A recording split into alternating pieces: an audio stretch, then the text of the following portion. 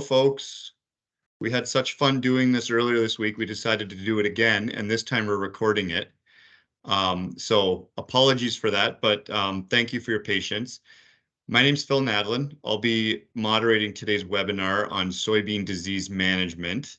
We'll cover off the session we did earlier, and we'll throw in those questions that we had from you, the crowd, and then we'll add a few more in there that we weren't able to get to. But today's format is going to be with Lauren Benoit, one of our market development agronomists in Western Ontario, and then Leanne Freitag, one of our digital account specialists. And they'll cover off the bulk of the presentation that you heard earlier this week. And for those that weren't able to attend, this will be new and exciting information for you all.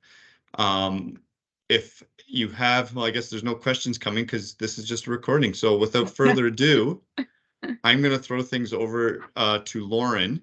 And she's going to cover off kind of the disease that we're going to focus on today, which is white mold, some of the data that we've got for that handling that disease, and the science behind some of the chemistries that we're using now to help suppress and control it. So Lauren, you are up first. Awesome. Thanks, Phil. So I am going to just flip through some housekeeping slides because we don't really need them. Scott Ditchin was on the original presentation, but he's not able to join us today, so I am going to do my best to cover his part as well. So just briefly to cover white mold as a disease in the white mold life cycle. So the full name is Sclerotinia sclerotium. It is a disease that overwinters in the soil. So there's other pathogens that you'd be familiar with, like tar spot or a lot of the rust variants. They're going to be blown in on wind currents from down south, whereas something like white mold is going to overwinter in the soil. And it does have a few different host crops. So the two big ones or I guess the three big ones in Ontario would be your edible beans are susceptible to white mold, as well as soybean and canola. In canola, it shows up as blackleg. So it overwinters in the soil, and then early in the summer, later in the spring, you're going to see, if it's a high white mold risk year, you're going to see apothecium. So those are the little mushrooms on the soil surface. The mushrooms then distribute spores. Spores will enter the flower of a soybean plant. So that is the easiest way for the disease to get into the plant. And really, if they hit a leaf, it's not going to cause any issues. They need to enter the plant through that flower. Once they've entered the plant, they move down the stem, and then they form the little sclerotia inside of the stem. So if you've ever split open a soybean plant that has been affected by white mold, you're going to see the dark sclerotia inside the stem that looks a lot like mouse droppings, as well as the very distinguishable, like fuzzy white mold that gives white mold its name. So a few pictures of what this can look like in the field. On the left-hand side, those are the apothecium, so the mushrooms that you can see in really high pressure or good conditions. You'll see those on the ground. The very traditional symptomology of white mold, so that white fuzzy mold growing usually on the base of the stem or lower in the canopy is where it will start. A very heavy white mold infection is that third picture from the left. So eventually you will see at the tops of the plants, the top growth kind of die back, and you can see that in very high pressure situations. And then finally, closer to harvest, that is what the sclerotia looks like inside of the stem. So throughout the season, it does appear a little bit differently, but those would be the types of things that you're looking for white mold in soybean. So of course, oops, one slide too far. Of course, with any disease, there are a lot of different things that impact how severe it is. So in a field where you've had rotation with other host crops, so soybean on soybean, rotations with edible beans, and rotations with canola are going to be higher risk fields usually. No-till fields where there's more sclerotia near the soil surface are going to be higher risk, as well as any type of management practice that would increase the amount of biomass or accelerate canopy closure in the crop. So this would be early planted populations, narrow rows, or high plant populations would all have an increased risk of white mold. Now, to manage that, there is a little bit you can do with variety tolerance. We do have some soybean varieties that offer a little bit more tolerance to white mold and others that are more susceptible. There is nothing currently available on the market that would have what we would consider true resistance, but there's certainly large, substantial differences between varieties and how tolerant they are to the disease. And then finally, of course, you can't really have a disease talk without the disease triangle. So the three sides of the disease triangle would be your pathogens, so your sclerotia, or the resulting spores, which you can assume are present, as well as a host. So that would be, in this case, a flowering soybean, and then in good environmental conditions. So if you don't have all three sides of that disease triangle, the disease isn't going to be present. So white mold flourishes under cool, wet weather, so high humidity, foggy mornings. One of the diagnostic tricks, just as a general rule of thumb, if you're walking through your soybean field around noon and your pant legs are still getting wet, it would be a pretty good conditions under that canopy for white mold development.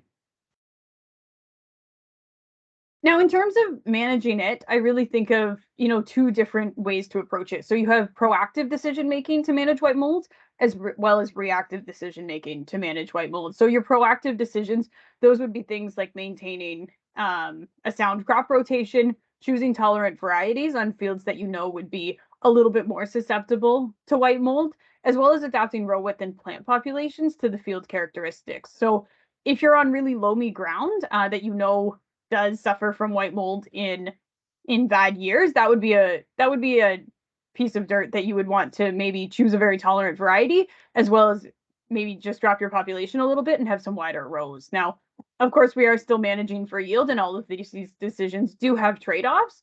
So there are other things to consider when choosing row width and plant population, but white mold management isn't impacted by these things. On the flip side, what I call kind of reactive decisions. So these are decisions you can make in the growing season once the crop's been planted. So fungicide applications, if it is a year for high white mold, as well as scripting. So, are you going to spray a fungicide? What fungicide are you going to spray? Do you script it? Do you even go in twice? Those are all decisions that you can make as you watch the crop over the summer.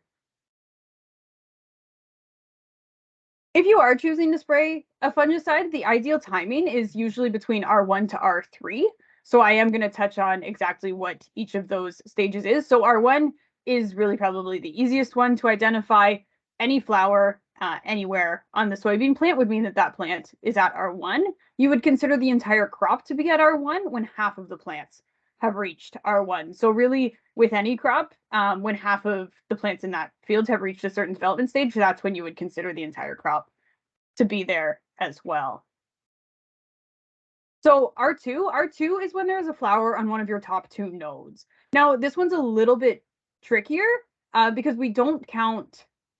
The first node is the one that is counted that has a fully unrolled trifoliate on the node above it. So in this picture here, you do see that flower right at the top. That doesn't really count as the first node because the trifoliate coming out of it is fully unrolled, but the next node hasn't developed or unrolled yet. So the first two nodes on this plant are the two that are circled there. And then at R3, which would be the next stage, this is when you're starting to get beans to develop. So in this particular plant, the fourth node from the top does have that bean that's just under 1/4 inch long. The plant can still be flowering at this point, but really once that bean has started to form, your entry point for the pathogen to get into the soybean plant has closed off. So once you hit R3 and a little bit later, the benefit of having a white mold fungicide is a little bit less. Now, in terms of data and in terms of locking in what is the actual optimal application timing, there is a lot of discrepancy year to year, and we usually recommend that it's really up to you as a grower or as an agronomic advisor to go out and manage these fields based on the condition that those fields are in. So as you can see from this data set, in some years, the R1 application timing was the better application timing. And of course, if it is a really growthy crop, and there's really good conditions for white mold development, it is going to be a little bit more beneficial in a year and in a crop like that to go a little bit earlier. The other side is the R3 application timing. In most cases, R3 was a little bit more,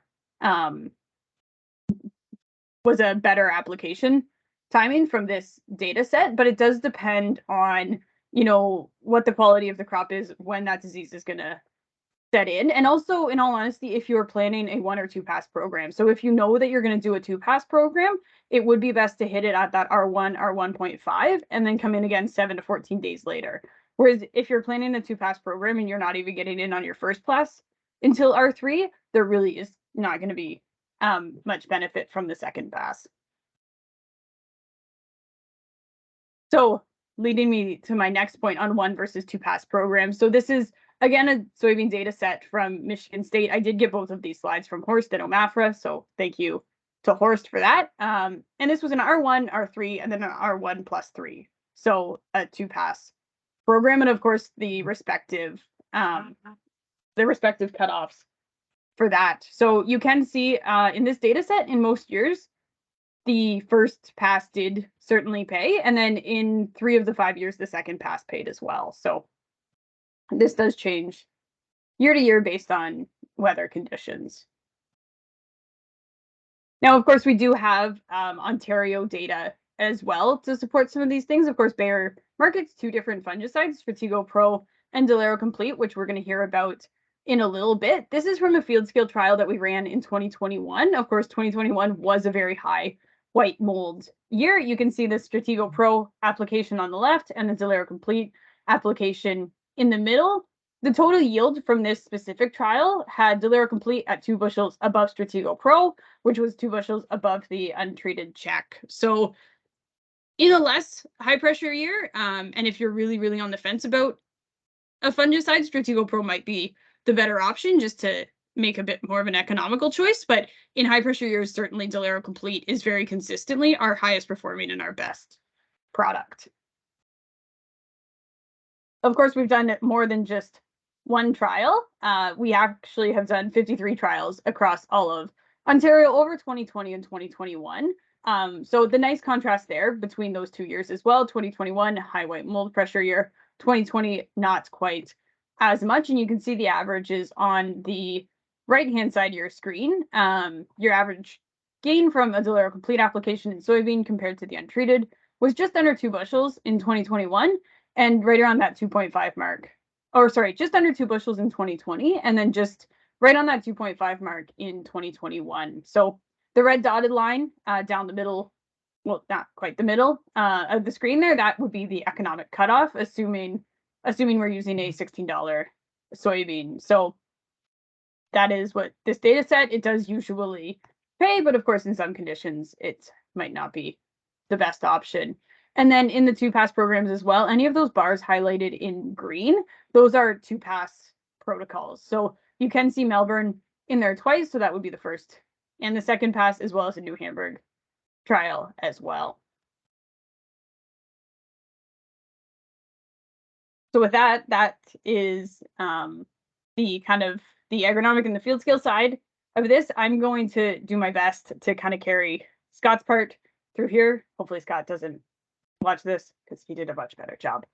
But anyway, I'm going to just dig in a little bit on how we built Delaro Complete and what each of those active ingredients are actually doing in that fungicide. So, of course, with disease management, as with anything else, there's a lot of importance to having multiple effective modes of action. You know, just from a team building perspective, you are combining strengths between the products. So where one product might perform very, very well, it can pull its weight in that section, whereas other products would have other strengths. And then you put them together and you have much more broad spectrum activity. And of course, as well in the resistance management side of things. So just multiple effective modes of action working on the same funguses and the same spores is going to prevent resistance from developing. So of course, Delaro Complete does have 3 active ingredients in it. The first one is trifloxystrobin. So the strobies are notoriously broad spectrum fungicides, they promote plant health effects, yield increases, and they inhibit spore germination. So they're very much preventative molecules with very little activity once the disease has developed. So with any white mold application, we do usually suggest that you go in before you see disease symptomology, because once it starts to show up, any of the fungicides do have not a lot of curative activity, and you can't really beat the disease back once it has established. So with some of the greenhouse studies, which we're going to see here, the trifloxystrobin treated plants do have a little bit more chlorophyll. So you can see the plants on the right, it's got that darker green color to it, whereas the plant on the left was untreated. And that's one of the things that is just noticeable about the strobies. The other side too, and this is where we actually start to see our fungicides work in dry years or in moisture stress. Well, yeah, so in dry years or in other stress situations, there is still a benefit to applying that fungicide. I mean, we saw from that field scale data across 53 sites, we do have still a yield benefit in a lot of scenarios. And so here, plant number 1 is the untreated plant. Plant number 2 is the trifloxystrobin treated plant. And just as these plants progress over time, so this is over time as we move from the left to the right, the plants that have been treated with a fungicide are just recovering from that drought stress a little bit faster and a little bit more consistently. So of course, that's the first active ingredient in the mix. So it was astrobi. The second active ingredient in the mix is called prothioconazole. So prothioconazole is marketed in our corn lineup as Proline. It's an active ingredient that a lot of the industry will be very, very familiar with, and it provides preventative and curative activity. So it is one of the few actives that can actually repair and reduce disease after it has started to form. So very broad spectrum control, and it disrupts the membrane function. So as you can see with those electron microscope pictures there, with the untreated, that's a fully, what is it? It's a fungus. Untreated, and then the prothioconazole does go and break up that cell there. So it is a nice complement to the triazoles. It's a nice complement to the strobies because of that development. It also does move through the plants a little bit. Prothioconazole in general moves through plants a little bit more than some of its sister triazole fungicides. So on the left here, we can see where the product was applied, and then it is still moving into that newer tissue as well, which again, when you do go in a little bit earlier, you're going to get a little bit of this movement and you're going to protect the whole plant. Whereas other triazole products don't always move quite as much as prothioconazole does. So of course, those two chemistries together make Stratego Pro, which has been our flagship product for a long time. Of course, I just mentioned it in our field scale trials, and this is kind of the base that we built Delaro Complete out of. Yeah, skip that slide. So one of the things with Stratego Pro that is very interesting and maybe not typical of other products on the market, but it does have both products, the trifloxystrobin and prothioconazole, deliver residual chemistry as well as curative action coming out of that Pro line as well. So this is one of the things that sets Stratego Pro apart from other chemistries on the market that just have residual activity. And then finally, the third piece of Delaro Complete is flupiram. So flupiram, again, is largely residual product. It's known for its plant health benefits and its greening benefits. And really, we've just added that to the Stratego Pro formulation.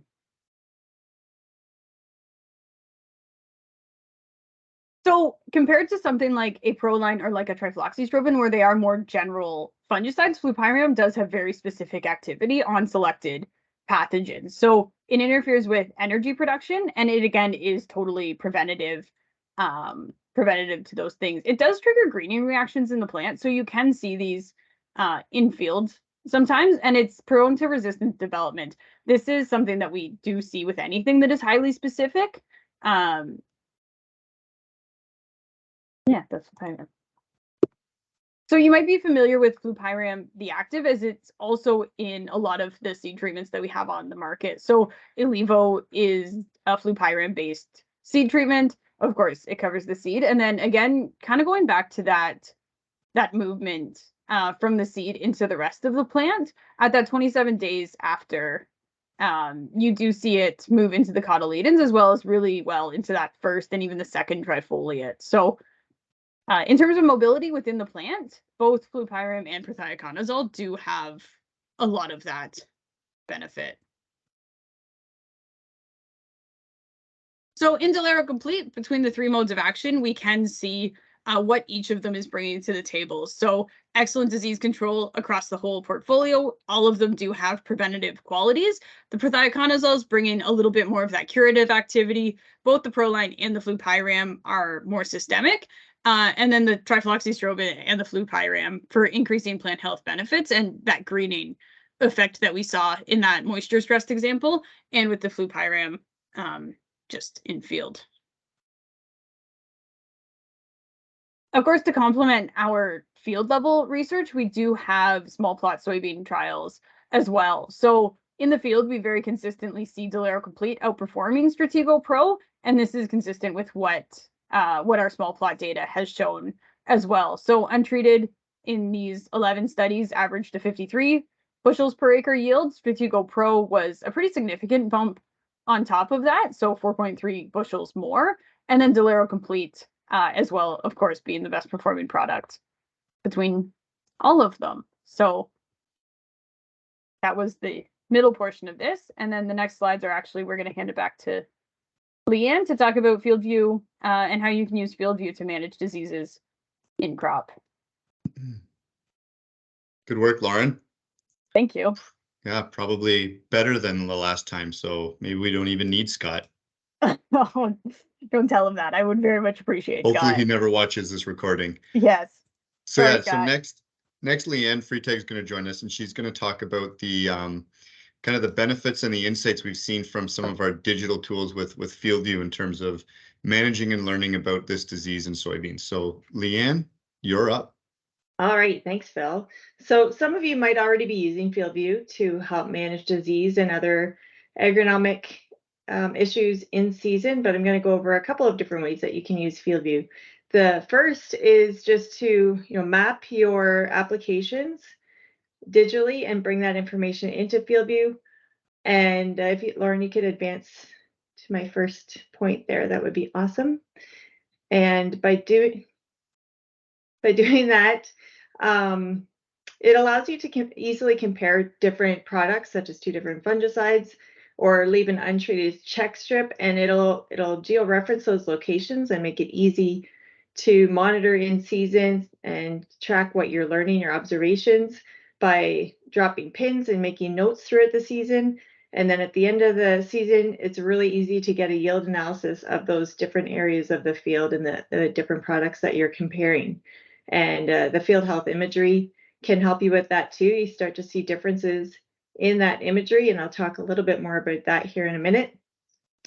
The second way is with our manual scripting tool, and this is where you can put your money where it's most likely to give you a positive return on investment. So you can manage those high disease risk areas the way that they need to be managed and maximize the yield potential there without spending money on areas where you don't think that it's going to get a payback.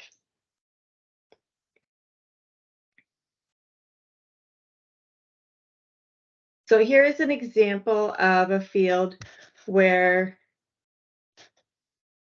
there's this is an application map, and you can see the untreated check strips in 3 different parts of the field. And then this is a split screen view, and you can see the field health imagery. And what this is it's within the field boundary, it's dividing the field into 5 different zones. So highest biomass to the lowest biomass, it gives a nice percentage of what percent of the field is high versus low and everywhere in between. And you can see here, and if we were doing this live, I could line up the crosshairs in that untreated check strip just to make sure I'm looking at the right spot, but you can start to see those check strips showing up in the imagery. And this imagery is about 5 or 6 weeks after application, so August 14th, and the treatment was made on July the 9th. So 2021 was a very susceptible year as far as weather conditions for white mold, and parts of this field, that north corner, was certainly a very susceptible area. So here you can see that there's different pins dropped in the field, and this is an example of what you can take pictures of. So there's a picture here that shows the check strip is really showing up. So this is September 12th, so a month after that image, the field health image, but you can see that dark strip in the picture that shows where the untreated check strip is very clearly. And then you can take notes, and it timestamps your pins as well. And you're able to send those pins by text to anybody who wants to see them. They don't need to be subscribed to FieldView in order to read your notes and pictures that you might have taken in the field. So then you go to your yield analysis tool, and you can draw a polygon around that untreated area, and it's going to show you your yield, which in this case is 66 bushels per acre, and it's got your variety listed there, population, and if you scroll down, you'll see the planting date as well. So you've got all that information there.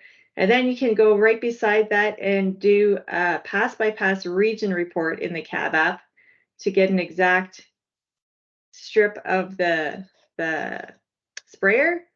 And you can see right beside that untreated check strip, the field yielded 83 bushels in that area. So that's a 17 bushel increase with the Delaro Complete treatment over the untreated check. And then you can also verify that, yes, we're still looking at the same variety. There's no influence there, or the population or planting date. It's all other factors are the same. So it's a nice way to just kind of make sure you're looking at apples to apples.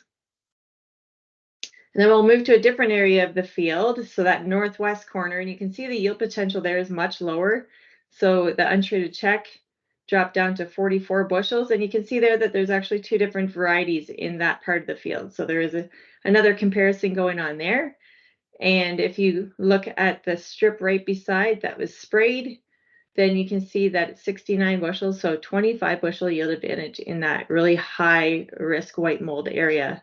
And you can see that there's a difference with the response to variety maybe, and there's a lot of, you can really drill down on what's going on in the field to learn a lot about the varieties and the different treatments that you're examining for that year.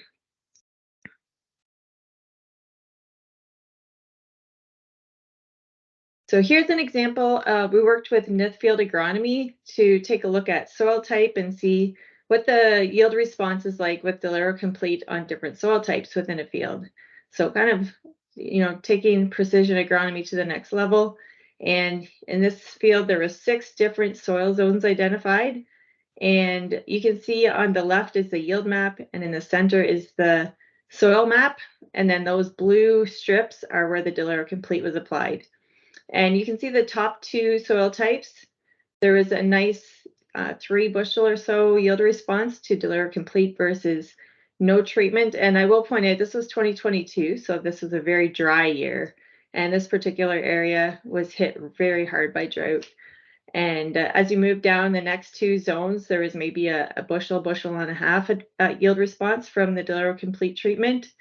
And at the bottom, in the sandiest, lightest soil on the farm, there was really no yield response, almost a bushel at best, but not much yield response from the Delaro Complete treatment. So those soil zones correspond closely with the yield potential of those fields. And when you look at the range in yield from the highest to the lowest, if you could just go back there for a second, Lauren. We're looking at 51.5 bushels down to 28.5 bushels. So the soil type, particularly in a dry year, has a huge influence on the yield potential and the response to the fungicide. So the next slide now, you can see the precipitation in 2022. So this is going to our FieldView website, and you can look at historical data. It's really easy to pull up historical data and you just punch in the time frame that you want to look at, whether it's a week or a month or the entire growing season, and you can compare that to the 5-year average. So you can see here, just before the beginning of July, it kind of turned pretty dry. It was fairly average before that, maybe a little bit on the dry side, and then the taps really turned off after that, and the rest of the season was very, very dry. So despite that, we still got a yield advantage in the higher yield potential areas of the field. We can go to the next slide.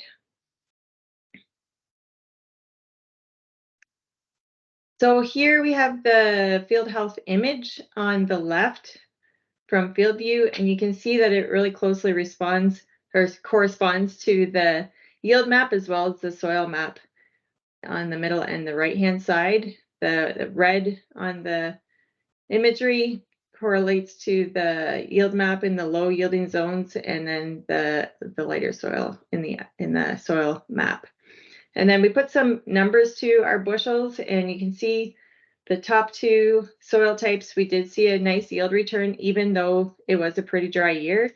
The middle 2, it was maybe break even at best. And then on the sandy soil, there certainly wasn't a payback. Those beans were just way too stressed to respond to any additional fungicide. So you do need to know your soil types a little bit, know your field, the variability, the yield potential. And if you know that, then that gives you the opportunity to do some scripting to put the money where it's actually going to pay off, or where there's a high likelihood of it paying off. If we go to the next slide here, we'll talk a little bit more about scripting with FieldView. So we have a couple of different scripting tools in FieldView, and the one is included with your subscription, and it's the manual scripting tool. And so when you look at a field like this, you can see that the high biomass to low biomass, it can be pretty variable. So if you could just click once there, Lauren, you can see in the green area, this is what it looked like. And if your whole field looks like this, that dark green area and the red area might not look a whole lot different. In a good year where there's lots of moisture, it's still going to give you an image of where the highest and lowest biomass is, even if there's not a lot of variability. So you got to know what your field is looking like, but if it all looks like this, you might want to just spray the whole thing. If the low areas look more like this next picture, then you might think that the fungicide isn't maybe going to pay back, or there's a lower probability of it paying back in those areas. So you've got 60% of the field that looks really good, 40% that maybe doesn't look great. So now what do? You could either spray it all or not spray at all, but then you're either giving up yield on the high end, or you're spraying a fungicide where it's maybe not going to pay back on the low end. So this would be a good scenario for a script.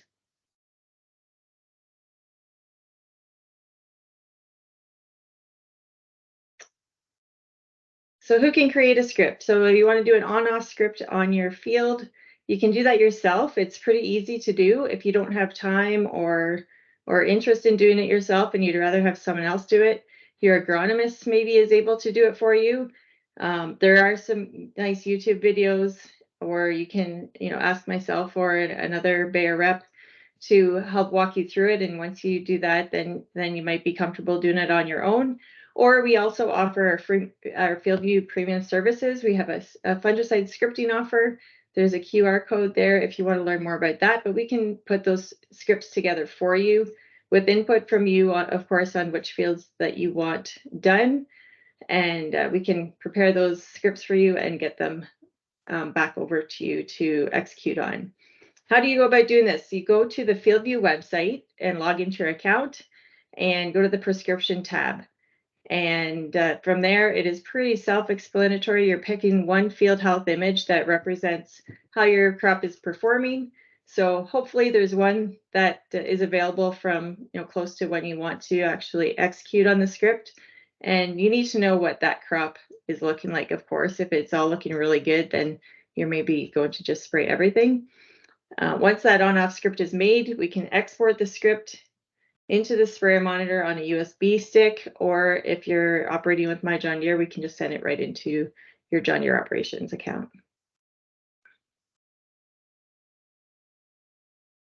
And once that script is made, this is what it looks like. So here we have red is off, green is on. So about 40% of the field was not treated, and then 51 acres or 60% of the field was treated. And you can see that there is an untreated check down the length of the field just to see if it made sense to spray that fungicide. It was kind of a dry year in 2022. So did it make sense to actually spend the money on the fungicide, and how much did it actually bring to the table at the end of the day?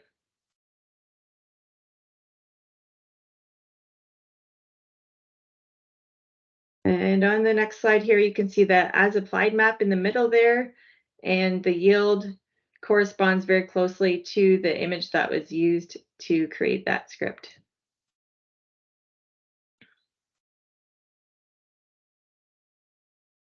So here's what we learned in the positive impact predicted zone. So that where we thought that the fungicide would maybe pay off, we got 70 bushels an acre where the Delaro Complete was applied.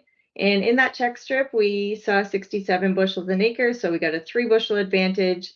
And I was a little more optimistic with the crop price, $17 a bushel. And that resulted in a $28 an acre advantage by spraying the fungicide in that zone. So $1,439 gained in that field overall. Where we didn't apply a fungicide, where we didn't think it was going to pay off, we didn't actually spray an area where we thought it would not pay off, but we'll assume that that would not have given us an advantage. We got 64 bushels. So we saved the cost of the fungicide, which is $23 an acre, and saved $805 on that field for those acres. So if we had sprayed everything, we would have spent another $800 that we didn't need to spend. If we didn't spray anything, we would have missed out on $1,400 in yield at the end of the day. So nice, happy, best of both worlds in this situation.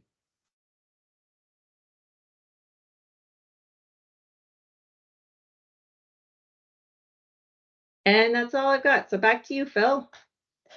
Thank you, Leanne. Awesome job. Okay, I'm going to take this opportunity then to jump into some questions that we got earlier when we did do this live, and then a few other ones that maybe we could just bring up and discuss for everybody's benefit. So the first question I was going to ask is, Lauren, you showed some data where we had a 2-pass program included in there. For those that are interested in doing a 2-pass program, what would you recommend for product choice and maybe which one to maybe prioritize as your first application? Oh, you're on mute, Lauren. Sorry, I didn't want anyone to hear. So if you are planning a 2-pass program, I think I'd lead with Delaro Complete. So your premium product first, and this just, I mean, it's best foot forward kind of thinking. So you start with your hardest hitting product, and then if you do end up in a situation, either due to timing or weather, where you aren't able to get in the field for that second application, then at least you've applied the best product and you've already covered yourself the best you can. So even in a 2-pass program, there's always the option you could go the first pass across the whole field and then script your second pass as well, using something like a Stratego Pro. Great segue. We did get a question earlier on about Stratego Pro. So the question is Stratego Pro still available in Ontario? And I will do my best to answer that one. So yes, it is still available. And as Lauren mentioned, it still does a fantastic job. If Scott was here, he would talk about how that is a great product. What Delaro does, though, is it just makes a great product even greater. So Delaro is registered on the same crops as Stratego. So all three. So wheat, corn, and soys. And we've seen that benefit in soybeans from a white mold management standpoint, but also in corn as that tar spot industry leader for controlling that disease as well. So Stratego Pro will still be available, but with it, we'll have that premium offering of Delaro Complete. Okay, another question we got when we were live with this was the effect of morning dew during the season. So would this, in your minds, increase the risk for white mold and that disease developing? Yep, I can take this one.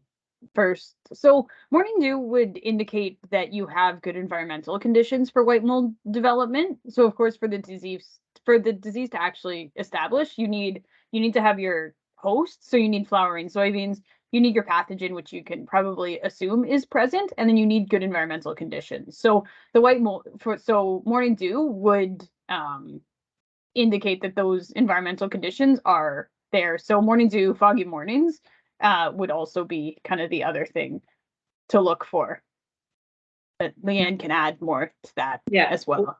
Yeah, so white mold doesn't care where the moisture comes from. They just care that it's there. So it doesn't matter whether it's rain, fog, dew. If it's wet, then the white mold is happy and it's going to thrive. Awesome. Thank you. And then one last question for both of you. When we're considering going in for that fungicide application, we always get questions around tank mixing with possibly a herbicide or having something else in the tank. And I just wanted to see what both of you say or think about that option, and maybe what recommendations you would make when those questions do come up. There. Do you want me to go first, or do you want to go first, Leanne? How about I start and then you can go deeper? So love that. Yeah, like it is tricky because you're trying to spray your fungicide when the flowers are there, but you're also hopefully done your weed control when the flowers are there, and you're more limited to what you're able to spray when there's flowers. So if you've got to prioritize, I guess, on if you're putting them in the tank at the same time, then what is more important to you to get the timing right on. Mm-hmm. So yeah, just to kind of echo that, if the timing lines up, that would be good. But if it doesn't, yeah, you might be better off with 2 passes, and you wouldn't want to sacrifice the efficacy of one of the products just to save a pass across the field, is how I would kind of frame that. But it has been done before. It can be done. And just like check the label to make sure they're compatible products as well. Yep, that's a great final point. Always, we love reading labels, so always check your label and make sure that what you're putting in the tank should be in the tank together. So yes, excellent. Okay, was there anything else from either of you then? I don't think so. I think that captures all the questions. Thank you for joining us again. Now you can watch it over and over. Yeah. Apologies for that earlier, but we're glad that we were able to do this again, and hopefully you get to enjoy it, like Leanne said, over and over again. Yes. I want to just thank Lauren and Leanne for kicking ass again today, and Lauren for doing double duty. We're sorry that Scott wasn't able to join, but he's an awesome asset, and we do love him no matter how much I make fun of him. So thank you, everybody. Thank you to our presenters, and good luck this season. And please reach out if you've got any questions or concerns about any of the Bayer products or any agronomic help we could provide.